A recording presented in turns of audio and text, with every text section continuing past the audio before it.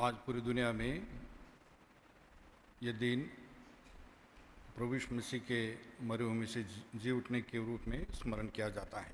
ఈ యొక్క దినమును ఈ రోజును మరి లోకం అంతటా కూడా యేసు ప్రభు మృతుల నుండి తిరిగి లేచినాడని జ్ఞాపకం చేసుకుంటారు. और इस संदर्भ के कारण बहुत सारे जगह पर बहुत सारे मतलब खुशियाँ भी प्रकट की जाती हैं। ఈ రోజు ఈ సందర్భాన్ని బట్టి ఎన్నో స్థలాల్లో వారి సంతోషంను వ్యక్తపరిచేవారుగా ఉంటారు. और कई जगह पर तो हमने देखा, पहले भी देखते थे, अभी नहीं मालूम, लेकिन कितने जगह पर जुलूस निकलते थे और लोग मतलब एक गाते हुए ऐसे सड़क पर से निकलते थे। మరి ఈ యొక్క దినమునైతే ఎంతోమంది మరి వారు ప్రొసెషన్లో వెళ్ళి వారి పాటలు పాడుకుంటూ కూడా మరి వారి సంతోషం వ్యక్తపరుస్తారు. और इतना ही नहीं बल्कि कुछ जगह पर कब्रस्तान में जाकर सनराइज सर्विस बोल के वहाँ पर कब्रस्तान में मीटिंग करते थे और ये बताते थे कि ऐसे कब्रस्तान में से प्रभु यीशु मसीह जी उठे। ఇంకా కొద్దిమంది అయితే మరి సమాధుల తోట దగ్గరికి వెళ్ళి మరి సూర్యోదయం కాక మునిపే వెళ్ళి యేసు వారు ఈ రీతిగా సమాధి దగ్గర నుండి ఆయన తిరిగి లేచినాడని వారు అట్లా కూడుకుంటారు అక్కడ పోయి. और लोग एक दूसरे को कहते थे कि यीशु जी उठा है, और सुनने वाला वो कहता था कि हाँ सचमुच में वो जी उठा है। వారు ఒకరితో ఒకరు ఏం చెప్పుకుంటుంటే యేసు వారు మృతుల నుండి లేచినాడంటే విన్నవాళ్ళు అవును యేసు వారు తిరిగి లేచినాడని ఈ రీతిగా ఒకరొకరు చెప్పుకుంటారు. तो इस तरह से दुनिया में अनेक प्रकार की प्रैक्टिसेस मतलब चलती रही है और आज भी चलती होंगी। ఈ రీతిగా లోకంలో ఎన్నో ఇలాంటి మరి ఆచారములు పద్ధతులు జరుగుతున్నాయి, ఇప్పుడు కూడా జరుగుతూనే ఉన్నాయి. और लोगों ने आज के इस दिन को नाम दिया ईस्टर बोल के। మరి ఈ రోజు కూడా ఈస్టర్ అని పేరు పెట్టారు ఈ పండుగకు. एक्चुअली जब आप और मैं एक ऐसे समय में पैदा हुए हैं, पूर्वजों ने क्या कुछ बताया उसके ऊपर उसको सुनते तो ज़रूर हैं, लेकिन उसके गहराई में जाकर खोज करते हैं कि असलियत क्या है। మరి నీవు నేను దీని గురించి మరి వింటున్నామే కానీ దీని లోపలికి లోతుగా వెళ్ళి మనం దాని యొక్క అర్థం ఏంటో గ్రహించుకోవాలి. और ये बहुत अच्छा है कि लोग क्या बताते हैं उसको सुने, लेकिन उसकी सच्चाई के बारे में भी मालूम करें कि वास्तविकता क्या है। మరి ప్రజలు చెప్తున్నారు వింటున్నాము, అసలు మనము మరి దీని యొక్క వాస్తవికత ఏంటిదో మనం దాన్ని తెలుసుకోవాలి, సత్యం ఏంటో తెలుసుకోవాలి. और ये ईस्टर जो नाम है एक देवी का नाम है जिसको रोमी लोग पूजा करते थे। ఈస్టర్ అన్నటువంటి మాట రోమీలు ఒక దేవతను వాళ్ళు పూజించేవాళ్ళు. जब इटली में जो एक समय में वो साम्राज्य था और जहाँ पर एक बहुत बड़ा मतलब रिवाइवल आया जब राजा ने प्रभु यीशु मसीह को स्वीकार किया था। ఇటలీ సామ్రాజ్యంలో ఆ యొక్క రాజు మరి యేసు ప్రభువుని అంగీకరించిన తర్వాత ఎంత గొప్ప రివైవల్ ఉద్యమం అనేది వారిలో వచ్చింది ఆ దేశంలో. जब राजा ने ये डिक्लेयर किया कि मेरे देश के सारे निवासी मतलब ये देवी देवताओं को छोड़ करके केवल यीशु की ही उपासना करेंगे। రాజు తెలుసుకొని ఏమన్నాడంటే దేశంలో ప్రకటించినాడు, అందరూ కూడా దేవదేవతలను విడిచిపెట్టి యేసు ప్రభువునే నమ్ముకోవాలని ప్రకటించాడు. पहले के समय में जब राजा लोग बोलते थे प्रजा वैसे ही किया करती थी। మొదటి దినాల్లో అయితే రాజు ఏం చెప్తాడో అదే ప్రజలు మరి పాలించేవారు.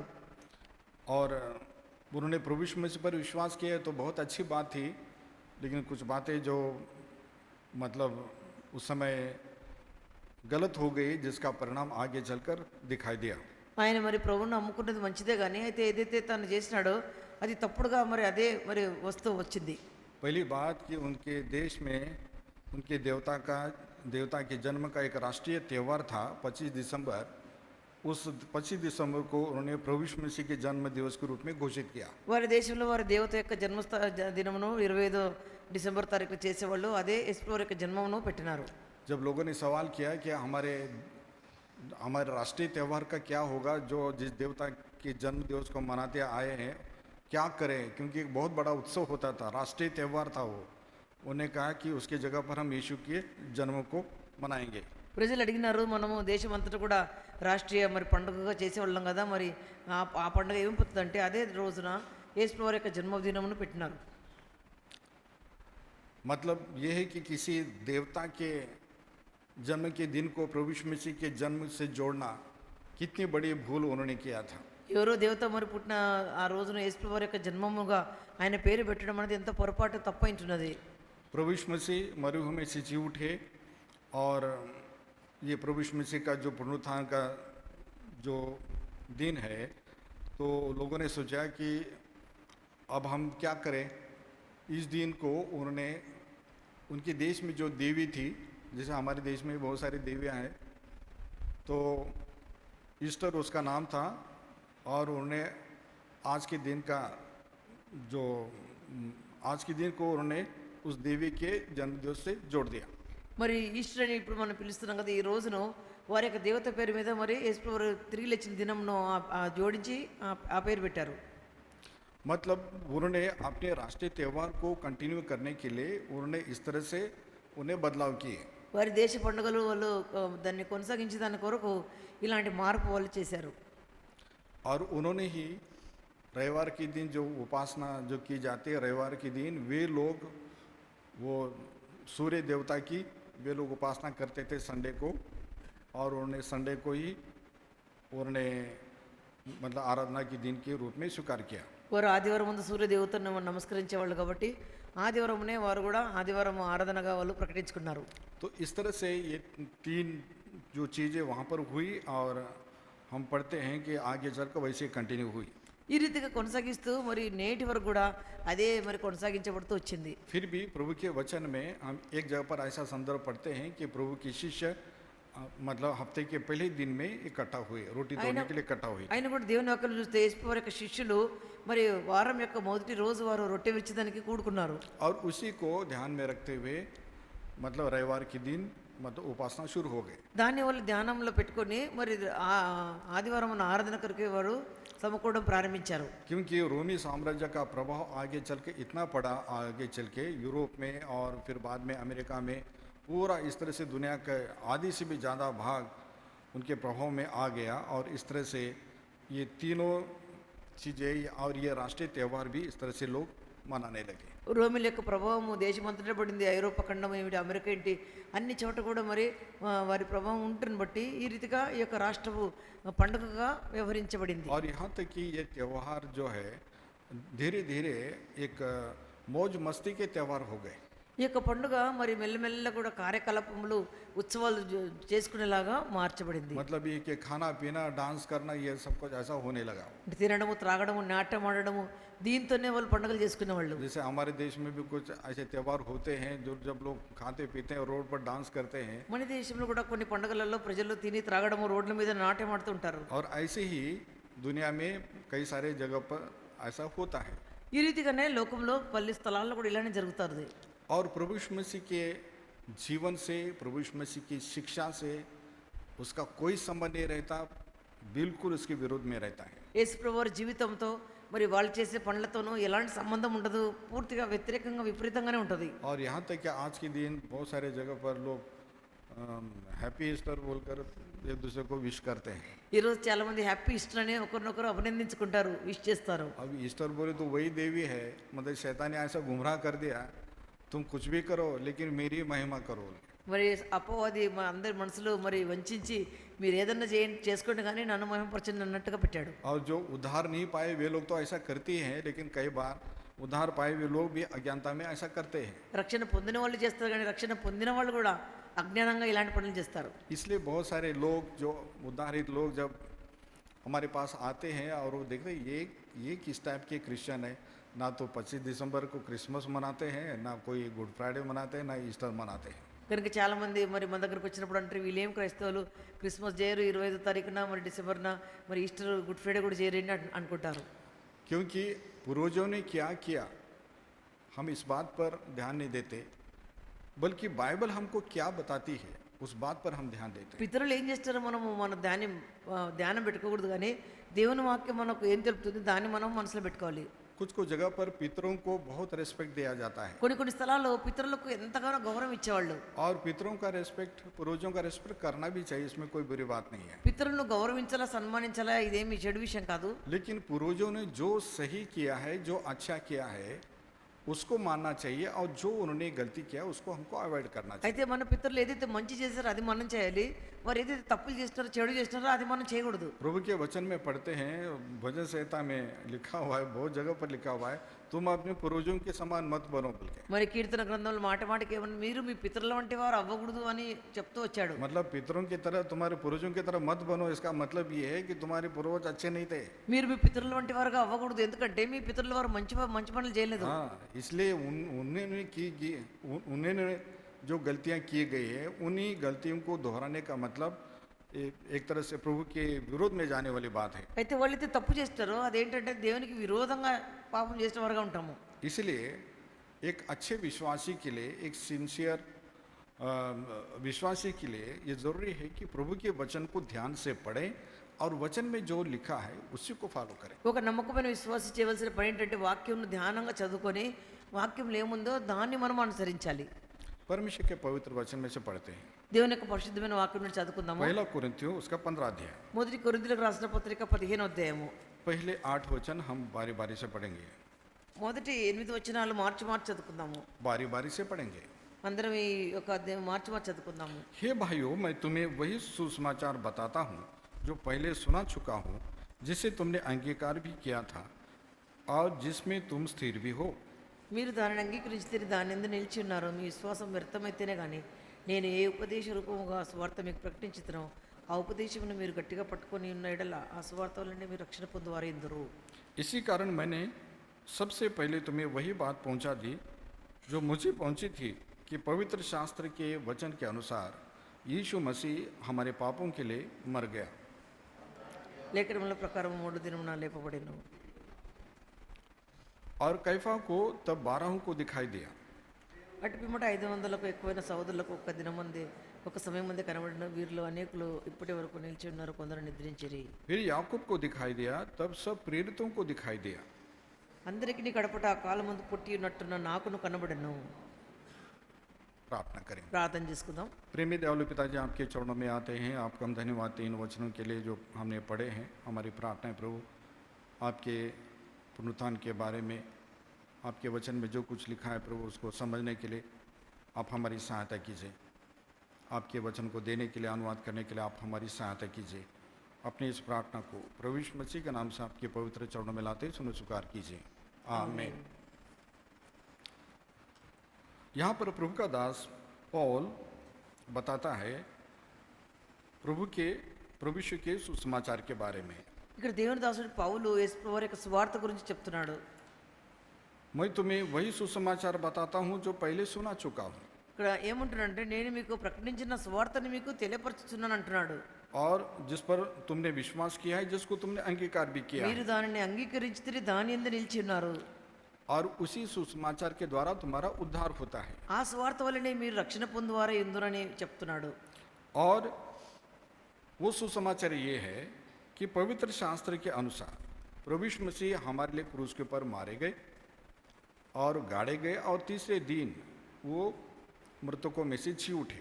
ఆ సువార్త ఏంటంటే యేసుక్రీస్తు ప్రభువారు మన పాపల నిమిత్తమే మృతి చెందినాడు, సమాధి చేయబడినాడు, తిరిగి ఆయన మృతుల నుండి మరి లేచినాడు 3వ రోజు.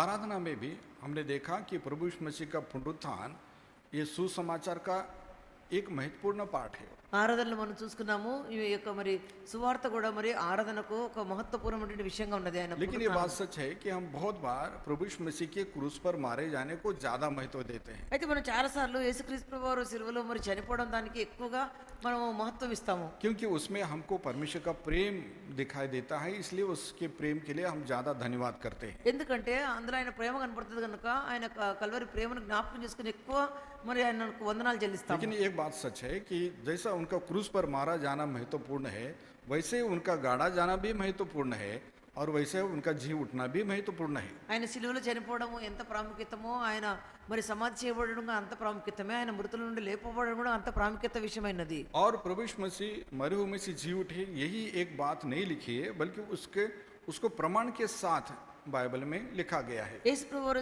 మరి ఆయన మృతుల నుండి లేచినాడని ప్రమాణపూర్వకంగా దేవుని వాక్యంలో రాయబడింది. मतलब उनके जी उठने के बाद कैसे वो लोगों को दिखाई दिए उनके बारे में पढ़ते हैं। ఆయన తిరిగి లేచిన తర్వాత ఏ రీతిగా ప్రజలకు కనబడుతూ వచ్చినాడో ఇక్కడ తెలుపబడింది. मतलब कैसे वो कैफा को दिखाई दिए, 12 शिष्यों को दिखाई दिए, 12 प्रेरितों को दिखाई दिए और फिर 500 से अधिक लोगों को दिखाई दिए। ఆయన కేఫాకు కనపడినాడు, 12 కనపడినాడు. ఆ తర్వాత 500 మందికి ఎక్కువైనటువంటి సహోదరులు కూడా ఒక్క సమయం మంది కనపడినాడు. और अपने खुद के भाई याकूब को दिखाई दिए। అంతేకాకుండా ఆయన సొంత సహోదరుడు యాకోబు కూడా కనపడినాడు. और फिर लिखा है कि सब प्रेरितों को दिखाई दिए। प्रेरित मतलब ये 12 शिष्य नहीं, बल्कि उनके अलावा भी जो प्रेरित थे उनको भी दिखाई दिए। మరి 12 మంది శిష్యులకే కాకుండా అపోస్తలులు అంటే వారు వేరుగా ఉన్నారు, వారికి కూడా ప్రభు కనపడినాడు. और फिर लास्ट में ये भी बताता है कि प्रभु मुझे भी दिखाई दिए। మరి అంటున్నాడు చివరిగా నాకు కూడా ఆయన కనపడినాడు అంటున్నాడు. प्रभु को मतलब पौलुस को प्रभु कब दिखाई दिए? పౌలుకు మరి యేసు వారు ఎప్పుడు కనపడినాడు? जब वो दमिश्क की तरफ जा रहा था, ఎప్పుడైతే పౌలు మరి దమస్కు వైపు వెళ్తున్నాడు అప్పుడు కనపడినాడు. जब उसने दोपहर के समय में एक बहुत बड़ा उजाला अपने चारों ओर देखा, ఆయన మధ్యాహ్న సమయం ముందు మరి ఎంతో ప్రకాశమైనటువంటి వెలుగును పౌలు చూశాడు. और उस प्रकाश में एक वाणी उसको सुनाई दी कि शाऊल शाऊल तुम मुझे क्यों सताता है। ఆ ప్రకాశమైనటువంటి వెలుగులో సౌలా సౌలా నన్ను ఏలి నువ్వు హింసిస్తున్నావన్న స్వరాన్ని విన్నాడు. और जैसे उसने पूछा कि तू कौन है, तब प्रभु यीशु मसीह जवाब देते, मैं यीशु हूँ जिसको तू सताता है। నీవు ఎవరు అని అడిగినప్పుడు నీవు హింసించే యేసును అని ప్రభు చెప్పాడు.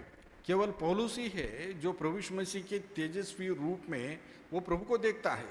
కేవలము పౌలే ఆ యొక్క తేజమైనటువంటి మరి యేసు దేవుని యొక్క స్వరూపమును పౌలు చూశాడు. लेकिन उसके तेजोमय रूप को मतलब वो उसकी आंखें सही नहीं पाती है और एकदम वो अंधा हो जाता है। ఆయన తేజమైన రూపమును ఆయన చూడలేక ఆయన కళ్ళు ఏమైపోయినంటే మరి ఆయన గుడ్డివాడైపోయినాడు. हाँ, ये बात सच है कि हमारी आंखें जो बनी है वो कुछ लिमिट तक ही ज्योति स्वीकार कर सकती है। మన కళ్ళు ఎలా చేయబడినాయి అంటే కొంచెం పరిమితమైనటువంటి మన వెలుగును మాత్రమే మన కళ్ళు సహించగలవు. हाँ, यदि आप बिल्डिंग की तरफ ज्यादा देर तक देखते रहे तो आपकी आंखें खराब हो जाएंगी। మరి వెల్డింగ్ చేస్తే అక్కడ మనం ఎక్కువసేపు చూస్తే మన కళ్ళు పాడైపోతాయి. इसलिए वो बिल्डिंग करने वाला ये ग्लास लगा करके उसके अंदर से देखते हुए करता है वो। ఆ వెల్డింగ్ చేసే వాళ్ళు ఒక గ్లాస్ పెట్టుకొని దాన్ని చూసుకుంటూ చేస్తాడు పని. क्योंकि उसको मालूम है कि ये जो लाइट मेरे आंख में गई तो मेरी आंखें खराब हो जाएंगी। ఎందుకంటే వెల్డింగ్ చేసే నాకు తెలుసు ఈ యొక్క వెలుగు నా కళ్ళలోకి పోతే నా కళ్ళు పాడైతాయని. और परमेश्वर की ज्योति मतलब ऐसी ज्योति जो हमारी आंखें सही नहीं सकते तो हमारी आंखें एकदम खत्म हो जाएगी। దేవుని యొక్క వెలుగు ఎలాంటిదంటే మన కళ్ళు సహించుకోలేవు, మన కళ్ళు పోగొట్టుకుంటాం మనం. इसलिए पौलुस की आंखें थोड़ी देर के लिए खराब हो गए, फिर प्रभु ने उसको चंगा किया। మరి పౌలు యొక్క కళ్ళు కొన్ని రోజులకు పోయినాయి కానీ దేవుడు తిరిగి ఆ కళ్ళని బాగు చేసినాడు. प्रभु का धन्यवाद हो कि प्रभु हमको उसके तेजोमय रूप में दर्शन नहीं देता, नहीं तो हम खत्म हो जाएंगे। దేవునికి మనం ఎంతో వందనస్తులమైన మన తేజమైన స్వరూపమును మనకు చూపించలేదు, లేకుండా మనం నశించిపోయే వాళ్ళము. लेकिन यहाँ पर हम देखते हैं कि प्रभु यीशु मसीह बहुत लोगों को दिखाई दिए ఇక్కడ యేసు ప్రభువు అనేకులు కనబడినాడు. और लिखा है कि वचन में 40 दिन तक प्रभु अपने शिष्यों के साथ रहे। ఆయన 40 దినములు కూడా ఆయన శిష్యులతో ఉంటూ వచ్చాడు. अब ये प्रभु यीशु मसीह का जो पुनरुत्थान के बारे में जितनी घटनाएं हम पढ़ते हैं तो उसमें एक संदेश हमको दिखाई देता है। ఇక్కడ యేసు ప్రభువు యొక్క పునరుత్థానముడు అయిన తర్వాత ఏ ఘటనలు ఉన్నాయో మనకు ఎంతో మంచి సందేశం ఇస్తాయి. मतलब प्रभु यीशु मसीह की जी उठने के बाद उन्होंने क्या किया, యేసుక్రీస్తు ప్రభువు వారు మృతుల నుండి తిరిగి లేచిన తర్వాత ఆయన ఏం చేశాడు, और वो जो किया वो हमारे लिए बहुत आवश्यक है। वो उसमें हम प्रभु का बहुत बड़ा संदेश सुनते हैं। ఆయన ఏమైతే చేసినాడో అవి మనకి ఎంత అవసరమైనాయి, అందులో మనం మంచి సందేశమును వింటాము. पहली बात हम देखते हैं कि प्रभु यीशु मसीह ने जी उठने के बाद अपने लोगों को उन्होंने शांति दी।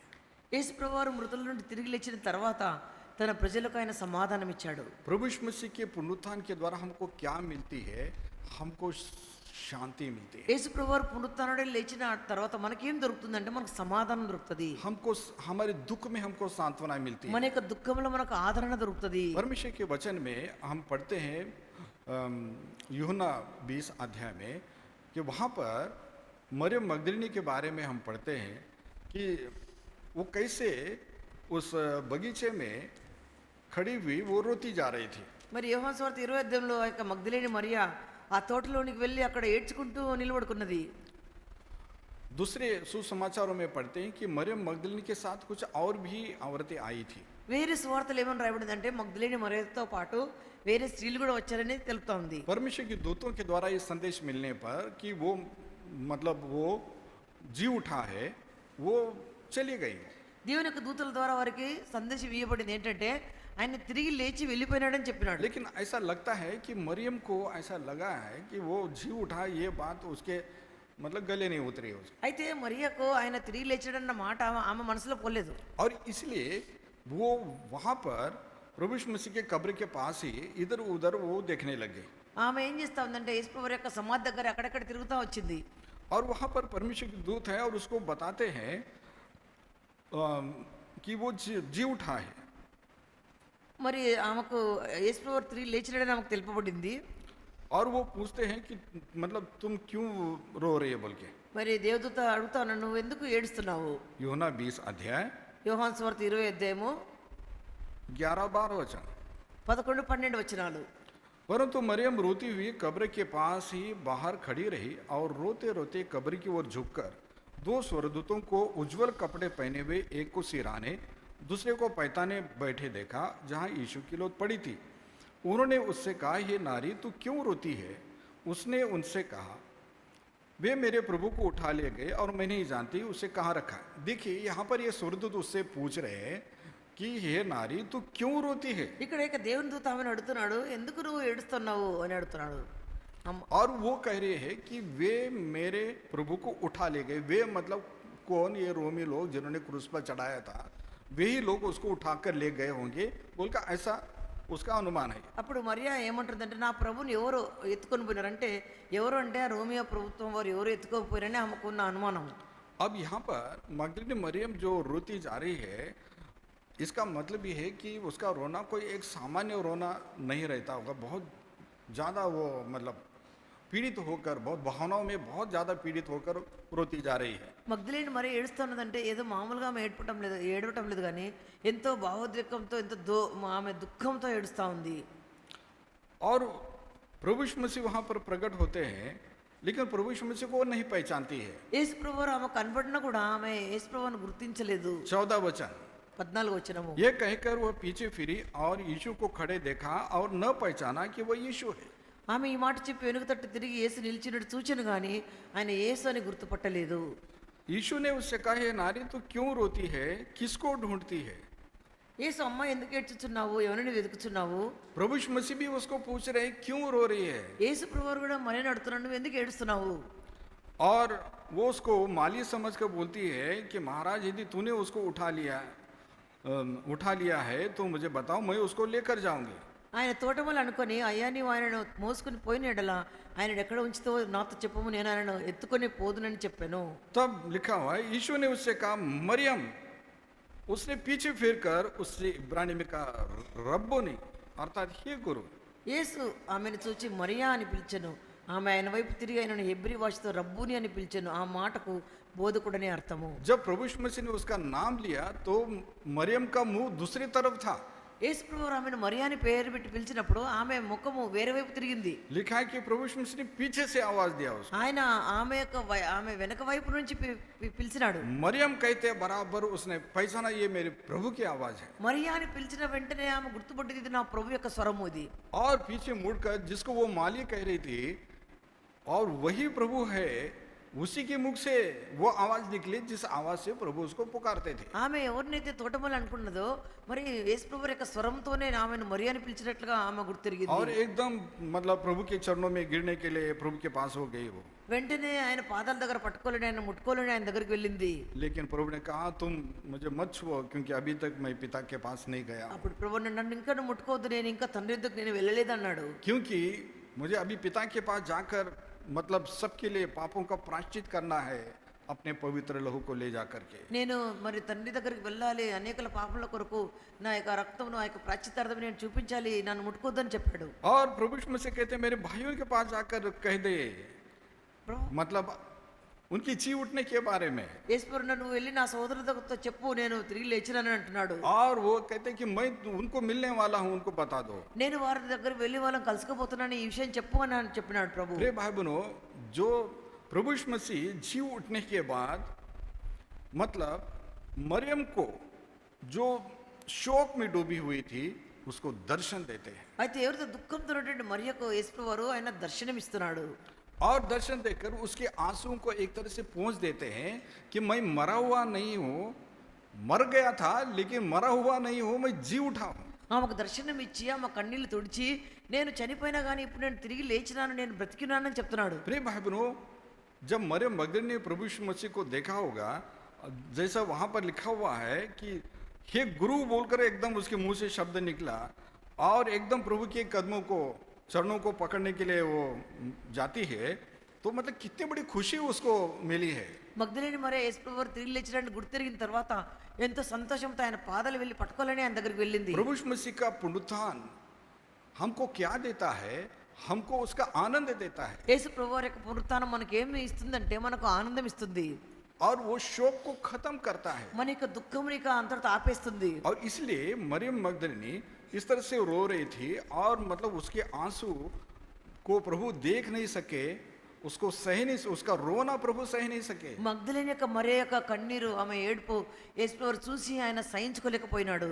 सचमुच में हमारा प्रभु इतना दयालु परमेश्वर है, इतना प्रेमी परमेश्वर है, हमारे आंसू को देख नहीं सकता है। నిజంగా మన ప్రభు ఎంతో దయగలవాడు, ఎంతో కనికరం గలవాడు, మన కన్నీళ్ళని చూసి ఆయన సహించలేని వాడుగా ఉంటాడు. लिखा हुआ है लाजर की कब्र पे जब मरियम, वो भी मरियम थी और वो मार्था और वो सारे रिश्तेदार, उनका रोना देखकर प्रभु खुद रोने लगे।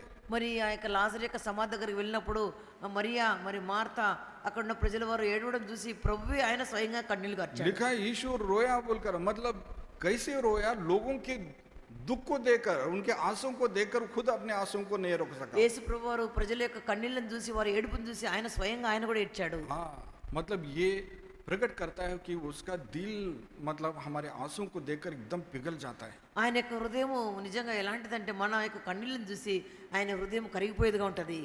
हन्ना जब परमेश्वर के मंदिर में आकर मंदिर के द्वार के पास बैठकर जिस तरह से बिलक बिलक कर रोती है, उसके आंसुओं पर एली याजक को कोई तरस नहीं आया, लेकिन उन आंसुओं को प्रभु ने देख लिया। అన్న అయితే దేవుని యొక్క మందిర ఆవరణలోకి వెళ్ళి ఎంతగానో ఆమె దుఃఖంతో, మనోగ దుఃఖంతో ఏడుస్తున్నప్పుడు ఏలికైతే ఎలాంటిది మరి మార్పు లేదు, కానీ దేవుడు ఆమె కన్నీళ్ళని చూశాడు. मतलब ये है कि वो प्रभु के लोगों का रोना देखकर प्रभु साइलेंट नहीं रहता है। దేవుని బిడ్డల ఏడుపు చూసి ప్రభు ఎప్పుడు కూడా మౌనంగా ఉండడు. परमेश्वर के वचन में पढ़ते हैं कि यशा नबी को परमेश्वर ने वो हिजकिय्याह के पास भेज दिया और उससे कहा कि अब तुम बीमार हो गए हो और तुम अब बचने वाले नहीं हो और तुम मर जाओगे अभी। మరి దేవుని వాక్యాలు చూస్తే మరి యెషయా ప్రవక్తను మరి హిజ్కియా దగ్గరికి వెళ్ళి నువ్వు బ్రతకవు, నువ్వు చనిపోతావని వార్త చెప్పినాడు. और जो कुछ राजकारोबार के बारे में बताना है, जिसको बताना है वो बता दो, अब बस तुम्हारा खत्म। ఇక నువ్వు బ్రతకవు కాబట్టి మరి రాజ్యంలో నువ్వు ఏదైతే చేయాలో అదంతా నువ్వు చేసేసుకో, నువ్వు బ్రతకవని ఆ సందేశం ఇచ్చినాడు. और वो परमेश्वर का नबी है, वो पोस्टमैन की तरह आया और परमेश्वर का संदेश देकर चला गया। మరి దేవుని యొక్క దాసుడు ప్రవక్త మరి ఒక పోస్ట్ మ్యాన్ లాగా ఆ యొక్క సందేశం ఇచ్చి వెళ్ళిపోయినాడు. और उधर हिजकिय्याह की हालत खराब हो गई और बिस्तर पर करवटें बदलते हुए मुंह को भी की तरफ करके बहुत बिलक बिलक रोने लगा। హిజ్కియా పడకలో ఎంతో దుఃఖంతో వేదనతో మరి కన్నీళ్లు గారుస్తూ గొడవ వైపు ముఖం పెట్టి మరి కన్నీళ్లు గారుస్తూ ప్రార్థిస్తాడు. अब परमेश्वर का नबी तो चला गया, దేవుని ప్రవక్త ఎత్తి చెప్పి వెళ్ళిపోయినాడు. लेकिन परमेश्वर हिजकिय्याह को देख रहा है, అయితే దేవుడు హిజ్కియాను చూశాడు. कितना रो रहा है, कितना रो रहा है, कितना रो रहा है, बाबा ఎన్- बहुत ज्यादा रो रहा है। ఎంతో హిజ్కియా ఏడుస్తా ఉన్నాడు, కన్నీళ్లు పెట్టి కారుస్తా ఉన్నాడని ప్రభు చూశాడు. प्रभु को बहुत तरस आया उसको। ప్రభుకి ఎంతో మరి ఆయన చూసి దయ और तुरंत కలిగింది. हिजकिय्याह को बोला, जाओ हिजकिय्याह को बताओ। ప్రభు हाँ, उसका रोना, उसके आंसू मुझसे देखे नहीं जा रहे, इसलिए मैं उसके आयुष्य को और 15 साल बढ़ा देता हूँ। మరి ప్రభు అన్నాడు, నువ్వు యెషయా దగ్గర అన్నాడు, నువ్వు తిరిగిపోయి చెప్పు ఆయన సందేశము, నేను ఆయన కన్నీళ్ళని చూస్తాను, ఆయన ఆయుష్ని ఇంకా 15 సంవత్సరాలు పొడిగిస్తానని చెప్పు అన్నాడు. What a God we have, a loving God।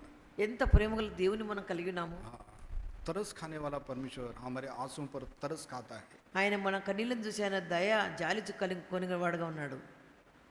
Nineveh के लोग अन्य जाति लोग थे, लेकिन जब परमेश्वर का न्याय उनके ऊपर आने वाला था तो सबके सब छोटे बच्चे सब लोग एक साथ वो चिल्ला उठे। నినివే వారైతే అన్ని జనులు అయితే వారు దేవుని యొక్క తీర్పును విన్న తర్వాత చిన్నలు పెద్దలు అందరూ ఒక్కసారి ప్రభు దగ్గరకు వచ్చి వారు మొరపెట్టడం ప్రారంభించారు. और उनके वो परिस्थिति देखकर, उनका वो पश्चाताप, उनका रोना देखकर प्रभु ने अपने निर्णय को बदल दिया। వారి పరిస్థితిని, వారి పశ్చాత్తాపమును చూసి ఆయన చేస్తానన్న మరి కీడు చేయకుండా ఆయన నిర్ణయంనే ప్రభు మార్చుకున్నాడు. प्रभु का दास दाऊद भजन संहिता में कहता है कि कि मेरे आंसुओं को कुप्पी में रख ले, उनको बोलता है। దేవుని యొక్క దాసుడు మరి దావీదు అంటాడు, నా కన్నీళ్ళని నీ యొక్క బుడ్డిలను పెట్టుకున్నావు అంటున్నాడు. और एक भजन में कहता है कि मेरे आंसुओं से मेरा बिछौना भीग जाता है। మరి దావీదు అంటాడు, నా కన్నీళ్ళ ద్వారా నా పడకంతా కూడా తడిసిపోయింది అంటాడు. परमेश्वर दाऊद के आंसुओं को देखा हो, దేవుడు దావీదు యొక్క కన్నీళ్ళని చూశాడు ఆయన. और परमेश्वर ने उसके उन सारी कठिन परिस्थिति में से उसको निकाला। దేవుడు ఆ యొక్క కఠిన పరిస్థితులన్నిటిని కూడా ఆయన మార్చేశాడు. यहाँ पर भी हम देखते हैं कि जब मरियम मगदलिनी, ना कि वो मरियम मगदलिनी बल्कि दूसरे जितने प्रभु के शिष्य थे, वो सब लोग शोक में डूबे हुए थे। ఇక్కడ మగ్దలేని మరియ మాత్రమే కాకుండా మిగతా శిష్యులందరూ కూడా దుఃఖంలో వారు మునిగిపోయినారు. यूहन्ना रचित सुसमाचार 20 अध्याय యోహాను సువార్త 20 అధ్యాయము उसका 19 वचन। 19 వచనము. उसी दिन जो सप्ताह का पहला दिन था, संध्या के समय, जब वहां के द्वार जहां चेले थे यहूदियों के डर के मारे बंद थे, तब यीशु आया और बीच में खड़ा होकर उनसे कहा, तुम्हें शांति मिले। ఆదివారము సాయంకాలమున శిష్యులు యూదులకు భయపడి తాము కూడి ఉన్న ఇంటి తలుపులు మూసుకుని ఉండగా యేసు వచ్చి మధ్యన నిలిచి మీకు సమాధానం కలుగును కానీ వారితో చెప్పెను. हाँ, यहाँ पर हम पढ़ते हैं कि शिष्य लोग जहाँ पर थे वो यहूदियों के डर के मारे अपने आप को उन्होंने एक कमरे में बंद कर लिया था। ఇక్కడ శిష్యులు మరి యూదులకు భయపడి వారు ఉన్నటువంటి ఇంటి తలుపులు మూసుకొని వారు లోపల కూర్చున్నారు ఒక గదిలో.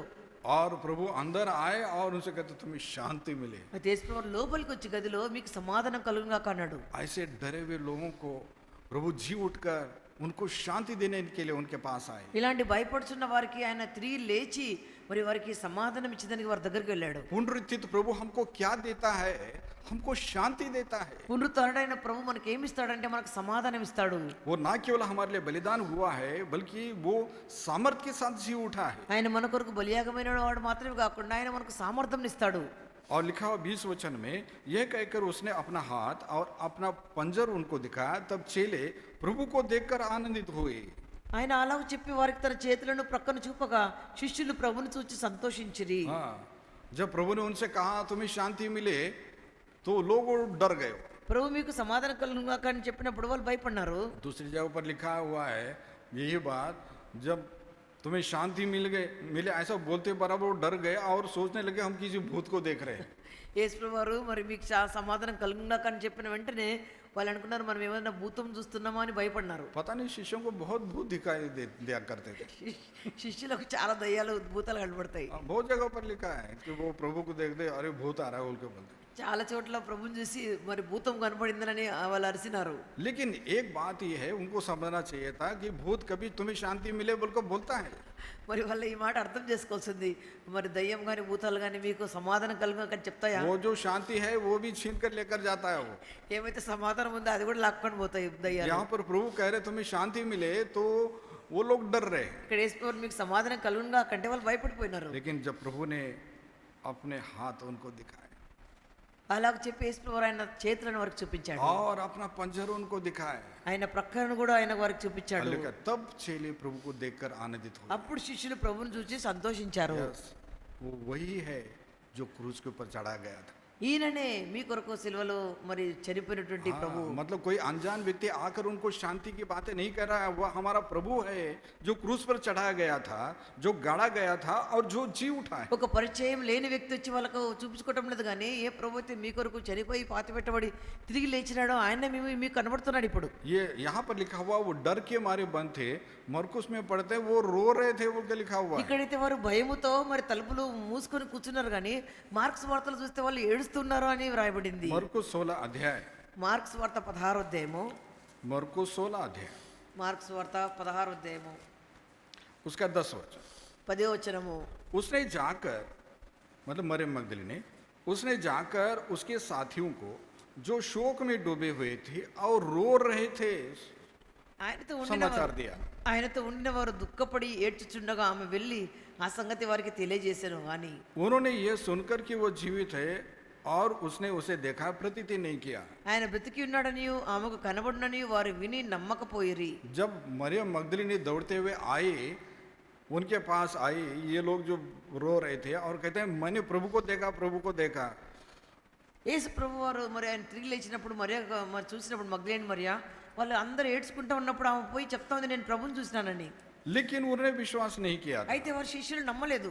लेकिन बाद में जब प्रभु ने उनको दर्शन दिया, दर्शन देने के बाद उनका शोक आनंद में बदल गया। అయితే ప్రభు ఎప్పుడైతే వారికి దర్శనం ఇచ్చినాడో వారి యొక్క దుఃఖము ఆనందంలో మరి మార్చబడింది. प्रिय भाई बहनों, कहने का मतलब यह है कि आ, प्रभु यीशु मसीह की जो जो पुनरुत्थान है वो ये प्रकट करता है कि प्रभु जीवित है और सामर्थ्य है। యేసుక్రీస్తు వారు పునరుత్థానుడు అంటే ఏం తెలుపుతుందంటే ఆయన జీవిస్తున్నాడు, ఆయన సామర్థ్యం గలవాడు అని తెలుపుతుంది. कभी कभी ऐसा कई पति पत्नी के साथ होता है और ऐसे मैंने भी सुना है। అనేక సార్లు భార్య భర్తల మధ్యలో కూడా ఈ రీతిగా జరుగుతుందని నేను కూడా విన్నాను.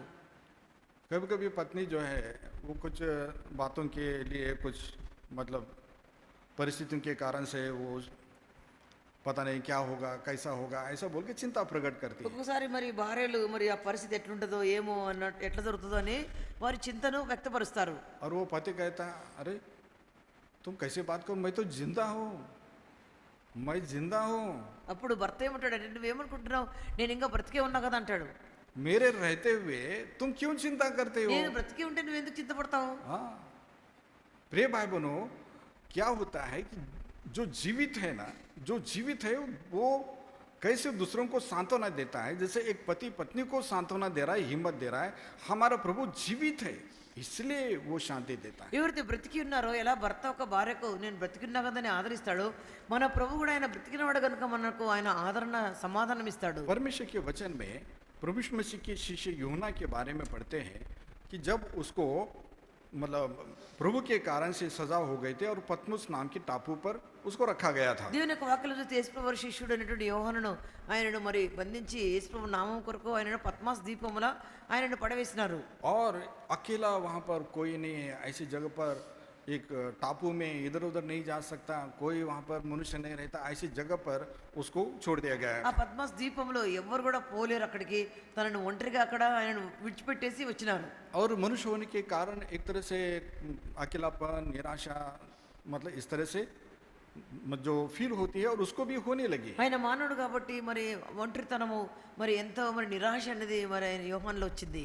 और तब प्रभु उसके पास गए అప్పుడు ప్రభువు స్వయంగా ఆయన దగ్గరికి వెళ్ళాడు. और क्या बात करते हैं। ఏం మాట్లాడుతున్నాడు చూద్దాము. प्रकाश वाक्य पुस्तक उसका पहला अध्याय ప్రకటన గ్రంథము మొదటి అధ్యాయము 17 और 18 वचन। 17-18 వచనాలు. जब मैंने उसे देखा तो उसके पैरों पर मुर्दा सा गिर पड़ा और उसने मुझ पर अपना दाहिना हाथ रखकर ये कहा, मत डर, मैं प्रथम और अंतिम और जीवता हूँ। मैं मर गया था और अब देख मैं युगान युग जीवता हूँ और मृत्यु और अधोलोक की कुंजियाँ मेरे ही पास है। నేను ఆయన చూడగానే చచ్చిన వాని వల్లే ఆయన పాదం మీద పడి తిని ఆయన తన కుడి చేతిని నా మీద ఉంచి నాతో ఇట్లా నన్ను భయపడకము, నేను మొదటి వాడను కడపటి వాడను జీవించేవాడను మృతుడినైతిని కానీ ఇదిగో యుగ యుగములు సజీవుడినై ఉన్నాను, మరియు మరణం యొక్క పాతాళ లోకం యొక్క తాళపు చెలువు నా స్వాధీనంలో ఉన్నవి. निराशा के समय में जब प्रभु यीशु मसीह उसको दर्शन देकर एक बात कह रहे हैं, मैं मर गया था, ये सच है, मैं मर गया था, लेकिन मैं मरा हुआ नहीं हूँ, मैं जीवित हूँ। నిరాశ సమయంలో యోహాను దగ్గరికి ప్రభు వచ్చి నేను ఒకప్పుడు చనిపోయినా కానీ ఇప్పుడు నేను తిరిగి లేచినాను, నేను జీవిస్తున్నానని యోహానుతో చెప్తున్నాడు. मतलब ये है कि प्रभु जीवित रहते हुए जैसे अपने शिष्यों के साथ रहकर कैसे शिष्यों को उन्होंने संभाला, उसी तरह से प्रभु एक तरह से उसको हिम्मत देकर प्रकट कर रहे थे, ऐसी स्थिति में भी मैं तुमको संभालूंगा। ప్రభు జీవిస్తూ ఉన్నాడు కనుకనే మరి ఆమె దగ్గరికి వెళ్ళి నేను మిమ్మల్ని కాపాడుతాను మిమ్మల్ని అనేసి చెప్తున్నాడు. मैं आपको बताना चाहता हूँ, बहुत सारे विश्वासी उद्धार पाए हुए हैं, लेकिन वो अपने जीवन में प्रभु को इस तरह से प्रकट करते कि वो क्रूस पर मर गया और वो खत्म हो गया। చాలాసార్లు విశ్వాసులు ఇలా మరి ప్రభు నమ్ముతారే కానీ వాళ్ళు ఏమనుకుంటారంటే ఆయన చనిపోయినాడు మరి ఇంకా అయిపోయింది, ఇంక ఇంతటితోనే ఆయన ముగించబడింది क्योंकि అనుకుంటారు. आपकी चिंताएं बताते हैं आपका प्रभु मरा हुआ है, ఎందుకంటే మీలోని చింతన తెలుపుతుంది నీ ప్రభు చనిపోయినాడని. आपकी निराशाएं बताते हैं कि प्रभु मरा हुआ आपके लिए कुछ भी करने वाला नहीं నీ है। నిరాశని తెలుపుతుంది నీ ప్రభు చనిపోయినాడు, ఇంకా నీ కొరకు ఆయన ఏది చేయలేడని తెలుపుతుంది. और जो लोग इस तरह से अविश्वास में निराशा में दुख में डूब जाते हैं वे अपने प्रभु को मरा हुआ प्रकट करते हैं, जबकि वो मरे हुए में से जी उठा है। ఎవరైతే ఇలాంటి నిరాశలో దుఃఖంలో మరి జీవితాన్ని గడుపుతారో వారు ఏం తెలుపుతున్నారంటే నా ప్రభు చనిపోయినాడే కానీ ఆయన తిరిగి లేవలేదని వారు భావన చూపిస్తున్నారు. मतलब ये है कि प्रभु जीवित है वो। మన ప్రభు ఆయన జీవిస్తున్నాడు. हाँ, लेकिन क्या होता है जो निराशा में जो जाते हैं वो हमेशा अपने भविष्य के लिए चिंतित रहते हैं। అయితే నిరాశలో ఉన్న వ్యక్తి ఎప్పుడు తన భవిష్యత్తు గురించి ఎంతో చింతిస్తారు. हाँ, अभी क्या होता है, कोई गुजर गया समझ लो, ఎవరైనా చనిపోయినారు అనుకోండి, यदि मान लो पति गुजर गया तो पत्नी रोती है। భర్త చనిపోతే భార్య ఏడుస్తుంది. पत्नी इसलिए नहीं रोती कि वो मर गया, पत्नी इसलिए रोते अब मेरा भविष्य का क्या। భార్య మరి భర్త చనిపోయినాడని ఏడవదు, కానీ నా భవిష్యత్తు ఏమవుతుందో ఏడుస్తుంది. बहुत बार असलियत है, ये असलियत है। ఇది నిజమైనటువంటి విషయం, వాస్తవం. बच्चों का भी यही है, बाप गुजर गया था हमारा कैसे अब आगे। పిల్లలు కూడా అంతే, మా తల్లిదండ్రులు చనిపోయినారు, ఇప్పుడు మా భవిష్యత్తు ఏమవుతుందో ఏడుస్తారు. मतलब वो मर गया है इसलिए ऐसे ऐसा सोचना आ जाता है। వారికి ఎలాంటి ఆలోచన అంటే ఇప్పుడు వాళ్ళు చనిపోయినారు, ఇంకా ఏం లేదని అనుకుంటారు. यदि मर गया भी और मान लो कोमा में चला गया तो कभी कभी आता है मर गया खत्म हो गया तो रोना आ जाता है। अरे मरा, अभी मरा नहीं है, अभी अभी उसका पल्स चल रहा है। చాలా మంది కోమాలో ఉన్నప్పుడు కూడా చనిపోయినారు అనుకుంటారు. अभी मतलब कभी बीच में खबर आती है मर गया बोल के तो रोना आ जाता है, और थोड़ी देर के बाद नहीं मरा नहीं है, पल्स चल रहा है, अभी अभी पल्स కోమాలో चल रही है ఉన్నప్పుడు उसके। చనిపోయిన అంటారు, కానీ కొద్దిసేపు అయిన తర్వాత లేదు బ్రతికినారు వాళ్ళు, మళ్ళీ వాళ్ళ ప్రాణం వచ్చిందంటారు. मतलब ये है कि पल्स चला, मतलब और उम्मीद आती है नहीं शायद जीवित रहेगा, पल्स जीवित अच्छी- हो सकता है, पल्स- मतलब ठीक हो सकता है। ఆ పల్స్ మళ్ళీ వచ్చినప్పుడు కూడా ఇప్పుడు ధైర్యం వచ్చింది, వీళ్ళు బ్రతుకుతారు అనుకుంటారు. लूका रचित सुसमाचार లూకాసు వార్త 24 अध्याय, 24 అధ్యాయము. लूका रचित सुसमाचार 24 अध्याय లూకాసు వార్త 24 అధ్యాయము उसका 5 वचन, 5 వచనము. 4 और 5 वचन। 4, 5 వచనాలు. जब वे इस बात से भौचक्की हो रही थी तो देखो दो पुरुष झलकते हुए वस्त्र पहने हुए उनके पास आ खड़े हुए। जब वे डर गए और धरती की ओर मुंह झुकाए रहे तो उन्होंने उनसे कहा तुम जीवते को मरे हुए में क्यों ढूंढती हो। ఇందుని గూర్చి వారికి ఏమీ తోచకనుండగా ప్రకాశమానమైన వస్త్రం ధరించిన ఇద్దరు మనుషులు వారి యొద్ద నిలబడిరి. వారు భయపడి ముఖం నుండి నేల మోపిండగా వీరు, సజీవుడైన వారిని మీరెందుకు మృతుల్లో వెతుకుతున్నారు? जीवते को मरे हुए में क्यों ढूंढती हो। సజీవుడైన వారిని మీరెందుకు మృతులలో వెతుకుతున్నారు? प्रिय भाइयों, जो उनका प्रभु जीवित है और उसको ये समझ रहे वो मरा हुआ है, तो प्रभु के ये दूत उनको एक तरह से डांट रहे हैं, एक तरह से उनको करेक्ट कर रहे हैं कि तुम जो जीवित है उसको मरे हुए में क्यों ढूंढ रहे हो। సజీవుడైన ప్రభువును వారు మృతుల నుండి వెతుకుతా ఉంటే దూతలు వచ్చి వారిని గద్దిస్తా ఉన్నారు, మీరెందుకు బ్రతికినటువంటి సజీవుడైన ప్రభువును మృతుల్లో వెతుకుతున్నారని. हाँ, यदि कोई सोया गहरी नींद में सोया हुआ है और फिर कोई कह रहे कि अब मरा हुआ भी थोड़ा वैसे ही रहता है कुछ कुछ, तो यदि उसके पास आकर तुम मर गया बोलकर रोने लगे तो कैसा लगता है। ఎవరైనా నిద్రపోతా ఉంటే మీరు చనిపోయారని ఏడిస్తే ఎట్లా ఉంటుంది వాళ్ళకు? मतलब ये है कि उसका अपमान है वो। వారికి ఎంతో అవమానం చేసినట్టు ఉంటుంది. जीवित को मरा हुआ बताना ये जीवित वाले का वो अपमान है वो। సజీవుడిని బ్రతికిన వారిని నువ్వు చనిపోయిన వ్యక్తిగా ఎంచితే వారిని ఎంతో అవమానపరిచినట్లు. प्रिय भाई बहनों, प्रभु के लोग, विश्वासी लोग, प्रभु को मालूम है कैसे कैसे परिस्थितियों में आपने विलाप किया, आप रोए, अविश्वास किया, एक तरह से प्रभु को प्रकट किया कि वो आपके लिए मरा हुआ है। దేవుని ప్రజలకు తెలిసి ఎన్ని పరిస్థితులు ఏడ్చినారో, మరి ప్రభువును బ్రతికినా కూడా ఆయనను మరి మృతుడైన వాడికి ఎంచితే ఆయనను అవమానపరిచినట్లే.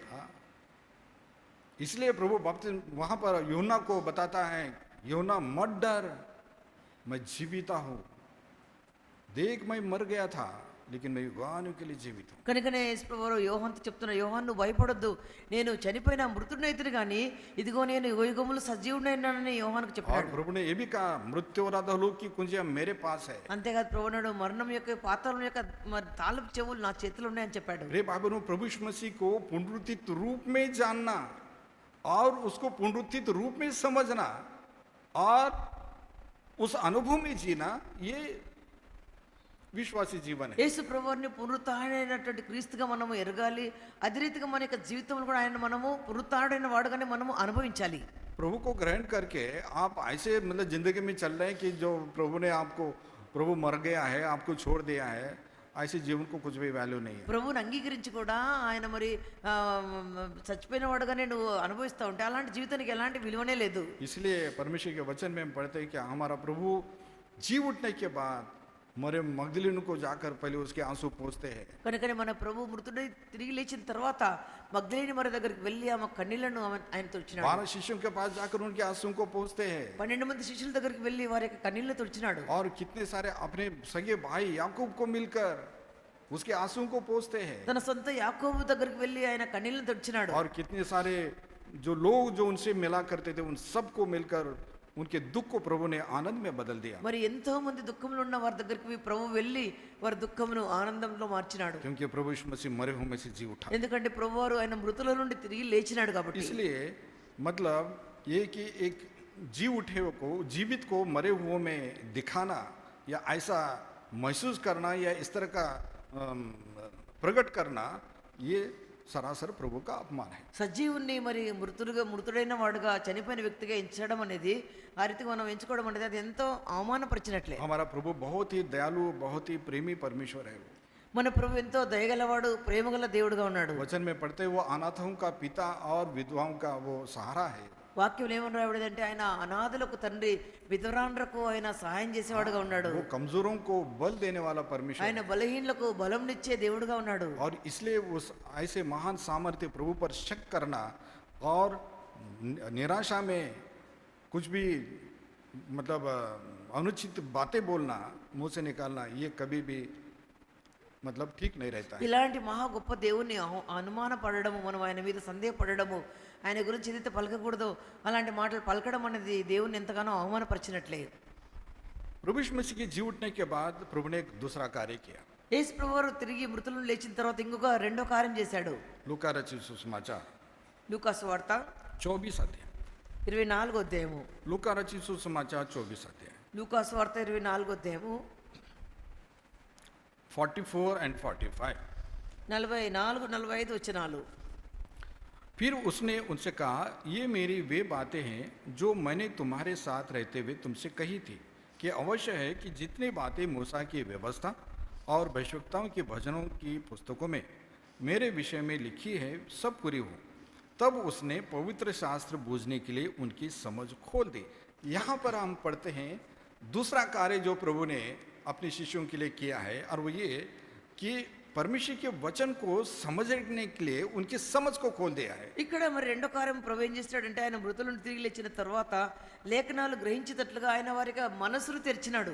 इससे पहले भी वो प्रभु का वचन सुना करते थे, ఇంతకు ముందు కూడా వారు దేవుని వాక్యం వింటూ వచ్చారు. लेकिन बहुत सारी बातें उनके पल्ले नहीं पड़ती थी। అయితే చాలా విషయాలు వారి యొక్క మరి బోధపడలేదు, వారికి అర్థం కాలేదు. इससे यहीं पर वो हम पढ़ते दो व्यक्तियों के बारे में जो इमौस नाम के गांव को जा रहे थे। మరి ఇదే అధ్యాయంలో మరి ఇద్దరు వ్యక్తులను చూస్తున్న వారు ఎమ్మాయి మార్గంలో వెళ్తూ వచ్చారు. और वहां पर प्रभु यीशु मसीह अपने बारे में भी बताते, उनके बारे में जो कुछ वचन में लिखा हुआ तो उसके बारे में बताते हैं। యేసు ప్రభు ఆయన గురించి వ్రాయబడిన లేఖనాలన్నీ కూడా ఆ ఇద్దరు శిష్యులకు చెప్తూ వచ్చాడు. 26 और 27 वचन। 24, 26 వచనాలు. क्या अवश्य न था कि मसीह ये दुख उठाकर अपनी महिमा में प्रवेश करे? तब उसने मूसा से और सब भविष्यवक्ताओं से आरंभ करके सारे पवित्र शास्त्रों में से अपने विषय में की बातों का अर्थ उन्हें समझा दिया। క్రీస్తు ఇలా శ్రమపడి తన మహిమలో ప్రవేశించడం అగత్యం కాదా అని వార్త చెప్పి మోషేయు సమస్త ప్రవక్తలను మొదలుకొని లేఖనములన్నిటిలో తన గురించిన వచనముల భావము వారికి తెలిపెను. मतलब यहाँ पर प्रभु यीशु मसीह शिष्यों को बता रहे हैं, अपने बारे में उनको बता रहे हैं, ఇక్కడ యేసు ప్రభు వారి శిష్యులకు తన గురించే వారికి చెప్తూ వచ్చాడు. लेकिन बता तो रहे लेकिन दिल में कुछ जा ही नहीं रहा। ఈయనైతే వార్త చెప్తూ వచ్చినాడు కానీ వారికి హృదయంలో ఏది కూడా పోవటంలే, मतलब उनको कुछ समझ में नहीं आ रहा है, వారికి ఏమి గ్రహంపే రావటం లేదు. बस उनके दिल में थोड़ा सा उत्तेजना हो रही है। అయితే వారి యొక్క హృదయంలో కొంచెము మరి ఒక ఉత్తేజం జరుగుతూ ఉంది. 32 वचन। 32 వచనము. उन्होंने आपस में कहा, जब वो मार्ग में हमसे बातें करता था तो पवित्र शास्त्र का अर्थ हमको समझाता था, तो क्या हमारे मन में उत्तेजना उत्पन्न न हुई? అప్పుడు వారు ఆయన త్రోవలో మనతో మాట్లాడుతూ లేఖనములను మనకు బోధపరుచుతున్నప్పుడు మన హృదయం మనలో మండుచుండలేదా అని ఒకరితో ఒకరు చెప్పుకొనిరి. मतलब ये है